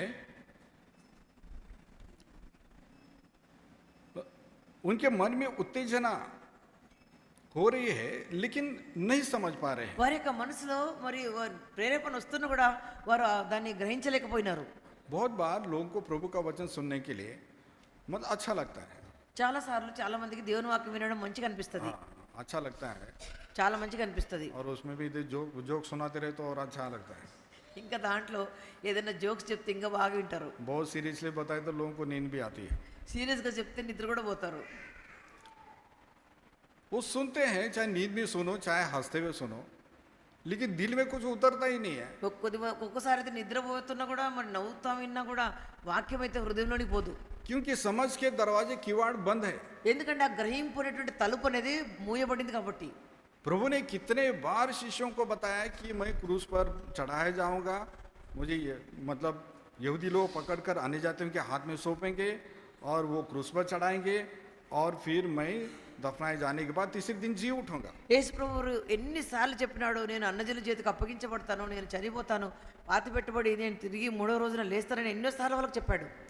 कई बार स्पष्ट रूप से बताया, कई बार दृष्टांत में बताया, ఎన్నోసార్లు స్పష్టంగా చెప్పినాడు, ఇంకా కొన్నిసార్లు అయితే దృష్టాంతం మూలంగా కూడా చెప్పాడు. लेकिन किसी के समझ में आया అయితే बिल्कुल भी नहीं। అయితే ఎవరైనా అర్థం చేసుకున్నారంటే ఎవరు గ్రహించుకోలేదు. लेकिन प्रभु यीशु मसीह के जी उठने के बाद लिखा हुआ है कि पवित्र शास्त्र बूझने के लिए प्रभु ने उनके समझ को खोल दिया। అయితే యేసు ప్రభువు వారు తిరిగి లేచిన తర్వాత లేఖనాలు వాళ్ళు గ్రహించదాని కొరకు వారి గ్రహింపును ఆయన తెరిచాడు. प्रिय भाई बहनों, पुनरुत्थित प्रभु है जो हमारी समझ को, उसके वचन को समझने के लिए खोल देता है। పునరుత్థాడైన ప్రభువే ఆయన వాక్యను మనం గ్రహించుకోవాలని మన మనసును ఆయన తెరుస్తాడు. और जब तक वो वचन हमारे ऊपर खोल न दे, हम उसके वचन को नहीं समझ सकते। ఆ వాక్యం మనకు తెరవబడకుండా ఉంటే మనం ఏమాత్రం దాన్ని అర్థం చేసుకోలేము. भजन 119, 119వ కీర్తన, Psalms 119, 119వ కీర్తన, 130, 130వ వచనము, 130 वचन। 130వ వచనము. तेरी बातों के खुलने से प्रकाश होता है, उससे भोले लोग समझ प्राप्त करते हैं। నీ వాక్యములు వెల్లడి ఒకటి తోడ నే వెలుగు కలుగును, అవి తెలివిలేని వారికి తెలివి కలిగించును. मतलब परमेश्वर का वचन खुलने से ही प्रकाश होता है। దేవుని వాక్యము మనకు వెల్లడి అయినప్పుడే మనకు ప్రకాశం వస్తుంది. और जो नासमझ लोग हैं वो समझने लगते हैं। మరి తెలివిలేని వారు కూడా వాటిని అర్థం చేసుకుంటారు, తెలుసుకుంటారు. प्रभु यीशु मसीह जी उठने के बाद शिष्यों की समझ को खोल दिया उन्होंने। యేసు ప్రభు వారు మృతుల నుండి లేచిన తర్వాత శిష్యుల యొక్క గ్రహింపుని తెరిచినాడు. तब उनको याद आने लगा कि प्रभु ने जो दृष्टांत बताया था, वो ये वाला दृष्टांत बताया था, वो वाला दृष्टांत बताया था, उसका ये मतलब था, उसका ये मतलब था। అప్పుడు వారి యొక్క గ్రహింపు తెరవబడి శిష్యులు జ్ఞాపకం చేసుకుంటున్నారు, అవును కదా ఇదివరకు యేసు ప్రభు వారు చెప్పినారు ఆయన తిరిగి లేస్తానని, ఇది ఇది ఆ సాదృశ్యంతో చెప్పినాడు, ఇది ఆ మాట చెప్పినాడు అని వాళ్ళు జ్ఞాపకం చేసుకున్నారు. और सबको तब वो लिखने लगे। मत्ती ने मत्ती रचित सुसमाचार लिखा, అప్పుడు వాళ్ళు రాయడం ప్రారంభించాడు. మత్తయి సువార్త రాశాడు, योना ने योना रचित सुसमाचार लिखा, యోహాను సువార్త రాశాడు. मरकुस प्रभु का शिष्य नहीं था, लेकिन मरकुस पतरस के संगति में था और पतरस ने ही वो सारी बातें उसको बताई, इसलिए उसने उसको लिखा। మార్కోమ యేసు ప్రభు శిష్యుడు కాదు కానీ పేతురుతో ఉన్నవాడు కనుక పేతురు చెప్పిన విషయాలన్నీ మార్కు రాశాడు. लूका ने तो पूरा मतलब शिष्यों से मिलकर सारी जानकारी लेकर उसने लूका रचित समाचार लिखा। లూకా ఏం చేశాడంటే శిష్యులతో కలిసి వారి దగ్గర అన్ని విషయాలు తెలుసుకొని మరి ఆ లూకా సువార్త రాశాడు. मतलब ये है कि जब उनके समझ को खोला तब वो याद करने लगे पुराने नियम में नबियों ने जो जो कुछ लिखा हुआ है, वो कैसे प्रभु यीशु मसीह के जीवन में प्रभु यीशु मसीह के द्वारा वो सारी बातें पूरी हो गई। వారి గ్రహింపు తెరవబడిన తర్వాత వాళ్ళ పాత నిబంధనలో ఏమని రాయబడింది, యేసు వారి యొక్క జీవితంలో అవన్నీ ఎలా నెరవేర్చబడినాయి అవన్నీ వాళ్ళు జ్ఞాపకం చేసుకున్నారు, తెలుసుకున్నారు. हाँ, इसलिए जब प्रभु वचन को खोलता है, इसका मतलब ये है कि प्रभु उन भेदों को हमको बताता है। ఎప్పుడైతే ప్రభు ఆయన వాక్యం మన కొరకు తెరుస్తాడో అప్పుడు వాటి యొక్క భావం అంతా కూడా అర్థం అంతా కూడా మనకు తెలుపుతాడు. हाँ, जी उठाओ प्रभु बात करने लगा उनसे। ఆయన తిరిగి లేచిన దేవుడు ప్రభు వారితో మాట్లాడడం ప్రారంభించాడు. मरा हुआ तो व्यक्ति बात नहीं कर सकता है। చనిపోయిన వ్యక్తి మాట్లాడలేడు. इसलिए अपनी जीवन में पुनरुत्थित प्रभु को लीजिए।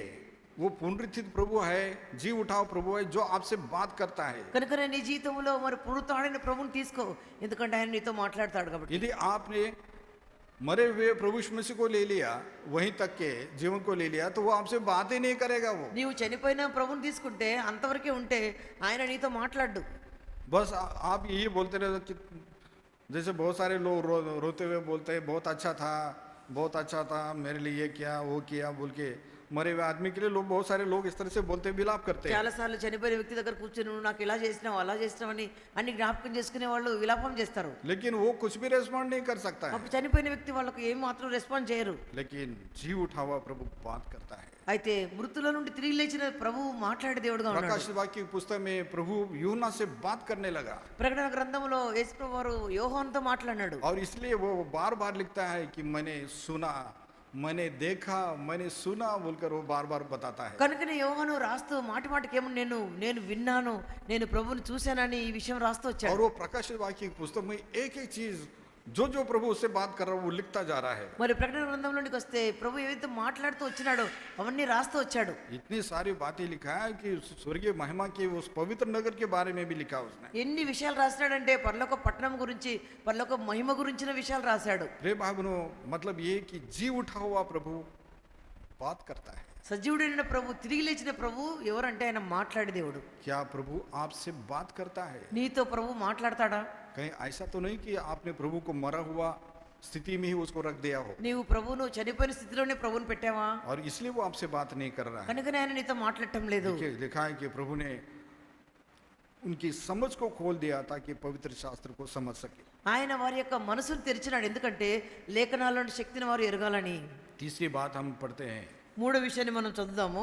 मरकुस रचित सुसमाचार మార్కు సువార్త उसका 16 अध्याय 16వ అధ్యాయము उसका 15 वचन 15వ వచనము 15 वचन 15వ వచనము. और उसने उनसे कहा, तुम सारे जगत में जाकर सारी सृष्टि के लोगों को सुसमाचार प्रचार करो।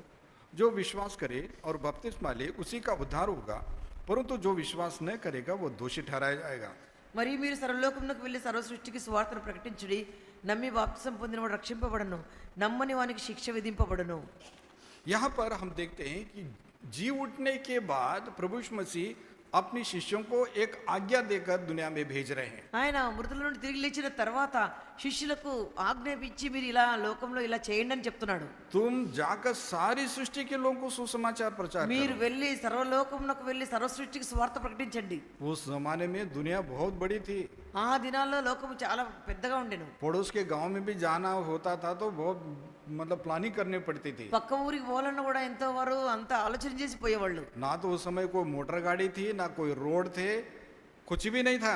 అక్కడ మోటార్ గాడి కానీ ఆ దినాల్లో ఒక రోడ్ కానీ సరిగా లేకుండే. और प्रभु ने तो आज्ञा दे सारी दुनिया में जाना है तुमको। అయితే ప్రభు ఏమన్నాడు, సర్వలోకమునకు మీరు వెళ్ళండి. कितना बड़ा कठिन काम था वो, ఎంత కఠినమైనటువంటి పని ప్రభు ఇచ్చాడు. लेकिन प्रभु ने जी उठने के बाद ये काम उनको दिया। ఆయన తిరిగి లేచిన తర్వాత ఈ పని వారికి ఇచ్చాడు. रे भाई बहनों, प्रभु यीशु मसीह को जी उठा हुआ जीवित पुनरुत्थित प्रभु मान कर यदि आप और मैं स्वीकार करते हैं तो प्रभु की इस आज्ञा को भी स्वीकार करते हैं। యేసు ప్రభు వారిని తిరిగి మృతుల నుండి లేచిన వాడుగా మనం ఎరుగుతే ఈ ఆజ్ఞను కూడా మనం స్వీకరిస్తాము. हाँ, क्योंकि जी उठने के बाद ही प्रभु ने ये आज्ञा उनको दिया है। ఆయన తిరిగి లేచిన తర్వాతనే ఈ ఆజ్ఞ వారికి ఇచ్చాడు. हाँ, उससे पहले तो प्रभु उनको केवल यरूशलेम में अपने साथ ही मतलब अपने उस लिमिट में ही उनको रखा।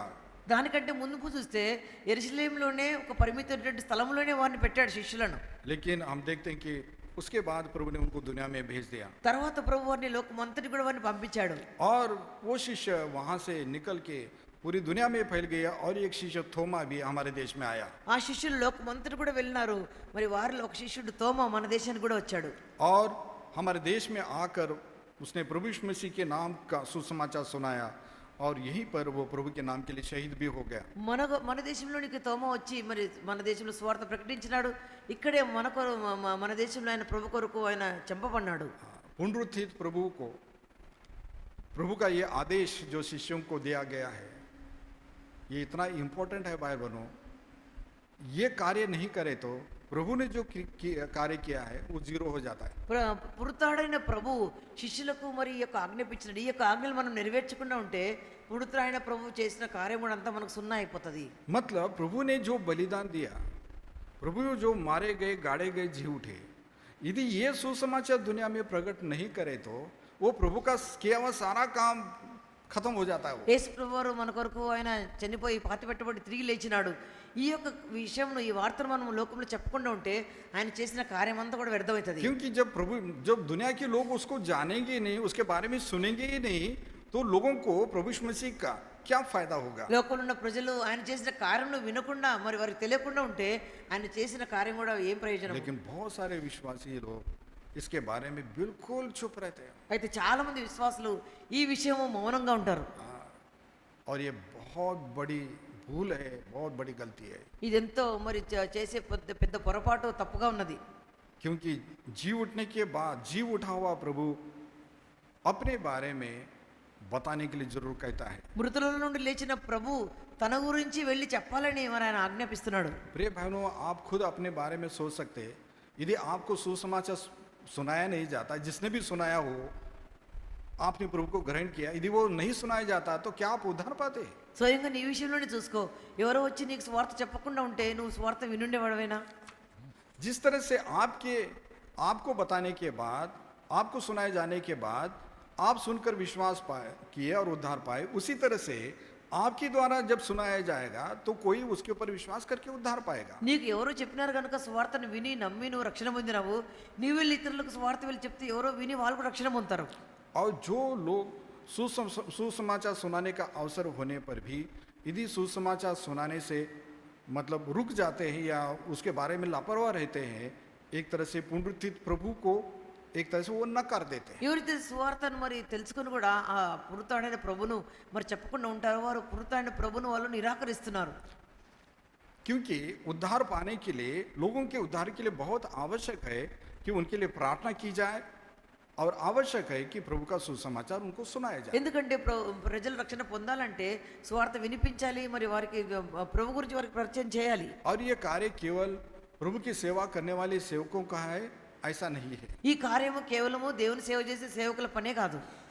हम प्रभु के वचन में पढ़ते हैं किस तरह से प्रेरित लोग, प्रेरित काम की पुस्तक में पढ़ते हैं कैसे वो प्रभु का वचन वो सुनाते गए। మనం దేవుని యొక్క వాక్యం చూస్తే మరి అపోస్తలులు మరి ఏ రీతిగా సువార్తను ప్రకటిస్తూ వచ్చినారో మనం చూడగలము. पौलुस तो एक बात बहुत बढ़िया बोलता है। పౌలు ఒక చోట ఎంత చక్కగా చెప్పినాడు. एक संदर्भ को पढ़ेंगे, ఒక సందర్భాన్ని చదువుకుందాము. प्रेरितों के काम की पुस्तक అపోస్తల కార్యములు उसका 25 अध्याय 25వ అధ్యాయము. 25 अध्याय का అపోస్తల కార్యములు 25వ అధ్యాయము 22 वचन 22 వచనము.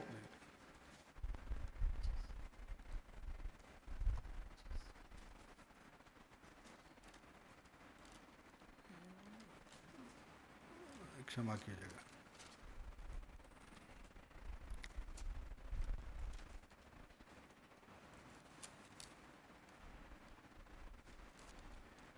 छब्बीस अध्याय में देखिए, 26వ అధ్యాయము 26 अध्याय में అపోస్తల కార్యం 26వ అధ్యాయము 22 वचन। 22 వచనము. सो परमेश्वर की सहायता से मैं आज तक बना हूँ और छोटे बड़े सभी के सामने गवाही देता हूँ और उन बातों को छोड़ कुछ नहीं कहता जो भविष्यवक्ताओं और मूसा ने भी कहा है कि होने वाले हैं, कि मसीह को दुख उठाना होगा और वही सबसे पहले मरे हुए में से जी उठकर हमारे लोगों में और अन्य जातियों में ज्योति का प्रचार करेगा। यहाँ पर पौल एक राजा के सामने गवाही देते हुए बात कर रहा है ఇక్కడ అపోస్తలుడైన పౌలు ఒక రాజు ఎదుట ఇలాంటి సాక్ష్యం చెప్తున్నాడు. और कह रहा है कि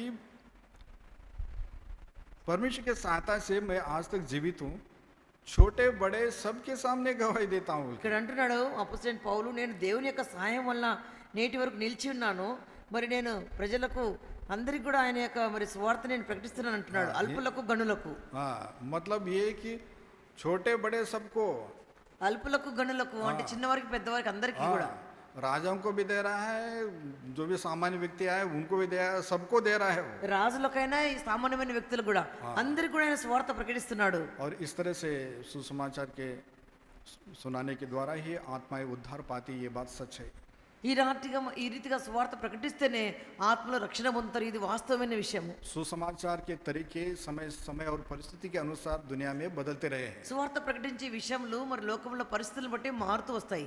हमको ऐसा नहीं समझना चाहिए कि अब सुसमाचार के दरवाजे बंद हो गए, अब हमको बताने की कोई जरूरत नहीं है। మనం ఇలా అనుకోకూడదు, ఇప్పుడు స్వార్థ కొరకు మరి ద్వారములు మూయబడినాయి, ఇప్పుడు మనం స్వార్థన చేయకూడదని అనుకోకూడదు. सुसमाचार के द्वार कभी भी बंद नहीं होते वो सुसमाचार का द्वार खुला रहता है, तरीके बदल जाते हैं। సువార్త ద్వారములు తెరవబడి ఉంటాయి, అయితే చేసే విధానము వేరువేరుగా ఉంటాయి. जब कम्युनिस्ट देशों में प्रभु के लोगों को इतना विरोध हो रहा था, उस विरोध की परिस्थिति में जितना सुसमाचार हुआ और जितने पक्के विश्वासी बन गए, तो जब आज़ादी के समय में भी उतना नहीं था। కమ్యూనిస్ట్ దేశంలో అయితే మరి స్వార్థ కొరకు మరి ద్వారములు మూయబడినప్పుడు వారు ఎంత స్వార్థ చేశారంటే మరి వారికి స్వతంత్రం ఉన్నప్పుడు కంటే కూడా ఎక్కువ స్వార్థ చేశారు. हाँ, कई जगह पर तो ऐसा इशारे से लोग इशारे से एक दूसरे को बताया करते थे, बोलते। మరి ఇంకో కొన్ని చోట్ల సంజ్ఞలు చేసి వారు సంగీతం చేసి వారు ఇతరులకు చెప్పేవాళ్ళు. हाँ, एक प्रभु का दास बताते, मैं इशारे से जेल में रहते हुए भी मैं इशारे से सुसमाचार सुनाता था। ఒక దేవుని దాసుడు చెప్పినాడు, నేను జైల్లో వేసిన తర్వాత కూడా నేను వారికి సైన్లు చేస్తూ వారికి దేవుని స్వార్థ చెప్పినాను అన్నాడు. और मतलब वो बताते इशारे से कि वो मतलब कौन विश्वासी है उनमें। సంజ్ఞలు చేసి వారిలో ఎవరు విశ్వాసులని వాళ్ళు చెప్పుకునేవాళ్ళు. एक बार वो हॉस्पिटल में वो प्रभु का दास बीमारी की हालत में वो वहाँ पर पड़ा हुआ था, ఒకసారి దేవుని దాసుడు మరి రోగం వచ్చి హాస్పిటల్లో మరి ఆయనను అడ్మిట్ చేశారు. और बहुत सारे कैदी लोग बीमारी की अवस्था में वहाँ पर थे। చాలా మంది అక్కడ ఖైదీలు కూడా అందరు రోగాలతో కూడా అక్కడ పడి ఉన్నారు. तकलीफ में भी उसने, वो प्रभु के दास ने कहा, वो जो प्रभु के दास पौलुस ने जो प्रभु की मेज के समय में कहा था कि जिस रात प्रभु यीशु मसीह पकड़वाए गए, उनने रोटी ली, धन्यवाद करके तोड़े और कहा, ये मेरी देह है जो तुम्हारे लिए है। మరి ఏదైతే మరి అపోస్తలుడైన పౌలు మరి ప్రార్థన చేస్తున్నాడు కదా, మరి ఏ రాత్రి అయితే ప్రభు అప్పగించబడ్డాడో ఆ రోజు రాత్రి ఆయన మరి ఒక రొట్టెని పట్టుకుని ఇది మీ కొరకు విరవబడిన నా యొక్క దేహం అని చెప్పినాడు. वो जोर से ऐसा बोला, ఈయన జోరుగా అంటే గట్టిగా శబ్దంతో చెప్పినాడు ఈ మాట. वो बीमार जो दूसरे लोग लेटे थे पलंग पर, उनमें से एक ने आमीन बोल दिया। మరి అక్కడ మిగతా రోగులు పడుకుని ఉన్నారు, వారిలో ఒక వ్యక్తి ఆమెనని చెప్పినాడు. ఒకరు इसको पता ही नहीं कि ये जो पड़े हुए लोग हैं इनमें कोई विश्वासी भी है बोल के। ఈయనకు తెలియదు ఇక్కడ పడినటువంటి మరి ఈ రోగులలో వారిలో ఒకడు విశ్వాసి ఉన్నాడని తెలియదు. आमीन बोलते हैं बराबर उसने देखा, हाँ ये उद्धार पाया इधर। ఆమెనని చెప్పిన వెంటనే ఇక్కడ రక్షణ పొందిన వ్యక్తి ఉన్నాడని తెలుసుకున్నాడు. बीमारी की हालत में जो मतलब मौत के लिए वेट कर रहे वहाँ पर, ऐसे समय में भी कैसे मतलब एक विश्वासी एक अलग तरीके से एक दूसरे को रेस्पॉन्ड कर रहे हैं। రోగ అవస్థలో మరణంకు సమీపించినటువంటి వ్యక్తి కూడా మరి అలాంటి పరిస్థితుల్లో ఒకరినొకరు వారు ఈ రీతిగా వారు సహాయం చేసుకుంటూ వచ్చారు. प्रिय भाई बहनों, सुसमाचार का बोझ रखेंगे तो आप कभी भी कहीं पर भी सुसमाचार दे सकते हैं। సువార్త భారం కలిగి ఉంటే ఎక్కడైనా కూడా ఏ విధంగానైనా సువార్త చెప్పగలవు. हाँ, मतलब ये है कि उसके साथ ऐसे प्रेम के संबंधों को स्थापित करके, चाहे मित्र मंडली हो, नाते रिश्तेदार हो या परिचित लोग हो, किनको भी सुसमाचार दे सकते हैं। వారితో ప్రేమ సంబంధం పెట్టుకొని వారు మన యొక్క బంధువులైనా మన స్నేహితులైనా ఏదో విధానంగా వారికి స్వార్థ చెప్పగలము. यदि हम सुसमाचार सुना रहे हैं तो इसका मतलब पुनरुत्थित प्रभु का आदेश का हम पालन कर रहे हैं। మనము స్వార్థను ప్రకటిస్తున్నామంటే పునరుత్థానమైనటువంటి ప్రభు ఇచ్చినటువంటి ఆజ్ఞను మనం అనుసరిస్తున్నాము. और यदि ऐसा नहीं कर रहे तो प्रभु का आपके लिए आपकी जीवन में प्रभु वही है जो क्रूस पर मर गया, खत्म वहीं पर, ఒకవేళ స్వార్థ कहानी खत्म। ఒకవేళ స్వార్థ ప్రకటించకుండా ఉంటే నీ జీవితంలో ప్రభు ఎలా ఉన్నాడంటే సిలువలో చనిపోయిన వాడుగానే ప్రభు నీడుకున్నాడు. लेकिन इन तीन बातों को, मतलब वो क्रूस पर मारा गया, गाड़ा गया और जी उठा, ये बातें हमारे लिए बहुत आवश्यक है, क्योंकि सुसमाचार इन तीन बातों से मिलकर बनता है। అయితే ఈ మూడు విషయాలు, యేసు ప్రభువారు చనిపోయినాడు, పాతిపెట్టబడినాడు, తిరిగి లేచినాడు, ఈ స్వార్థలో ఈ మూడు విషయాలు కూడా ఉంటాయి. जी उठा हुआ प्रभु सांत्वना देता है, शांति देता है, आंसू को पोंछता है। మృతుల నుండి తిరిగి లేచిన ప్రభు ఆయన మరి మన యొక్క కన్నీళ్లను తుడుస్తాడు, మనకు శాంతిని, సమాధానమును, ఆదరణను కలిగిస్తాడు. वो मरा हुआ नहीं है, इसलिए ऐसा अविश्वास, ऐसी निराशा, ऐसा दुख ऐसा कभी ना करें कि प्रभु आपके लिए मर गया है। ఆయన చనిపోయినవాడు కాదు, లేకుంటే మరి నిరాశ, దుఃఖము ఇవన్నీ కూడా జీవితంలో వస్తాయి. तुम जीवते को मरे हुए में क्यों ढूंढती हो? మీరు మరి బ్రతికిన సజీవుడైన వాడిని మీరు మృతులలో ఎందుకు వెతుకుతున్నారు? जीवित है, आप जो भी समस्या है वो जीवित प्रभु से जाकर बात करो, उससे बोलो। ఆయన సజీవుడు. నీ జీవితంలో ఎలాంటి సమస్య వచ్చినా ఆయన దగ్గరికి వెళ్ళి మాట్లాడేంత చెప్పుకో. वो तरस खाने वाला है, वो आंसुओं को कभी व्यस्त नहीं होने देता है। ఆయన దయగలవాడు. మన కన్నీళ్ళని చూసి ఆ కన్నీళ్ళని ఎప్పుడు కూడా వ్యర్థం చేయనియాడు. पुनरुत्थित प्रभु वो है जो बात करता है और स्क्रिप्चर हमारे लिए खोल देता है। పునరుత్థానుడైన ప్రభు ఎవరంటే ఆయన మనతో మాట్లాడతాడు, మనం లేఖనమును గ్రహించేటట్లు మన గ్రహింపు తెరుస్తాడు. इसलिए प्रभु से कहो वो आपसे बात करे, కనుక నువ్వు ప్రభుతో అడుగు, ఆయన నీతో మాట్లాడతాడు. और वचन में से वो बात करेगा और स्वर्गीय भेदों को आपके ऊपर खोलेगा। వాక్యంతో నీతో మాట్లాడతాడు, పరలోక మర్మాలను నీకు తెలుపుతాడు.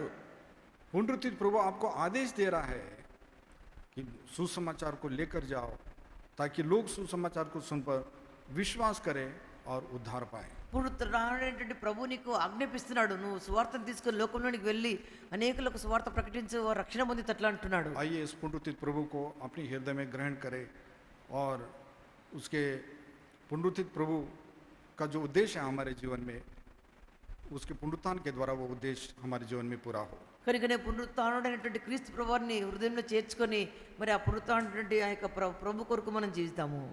आइए अपने अपने मन में हम प्रार्थना करें। రండి మన యొక్క మనసులో మనము ప్రార్థన చేస్తాము.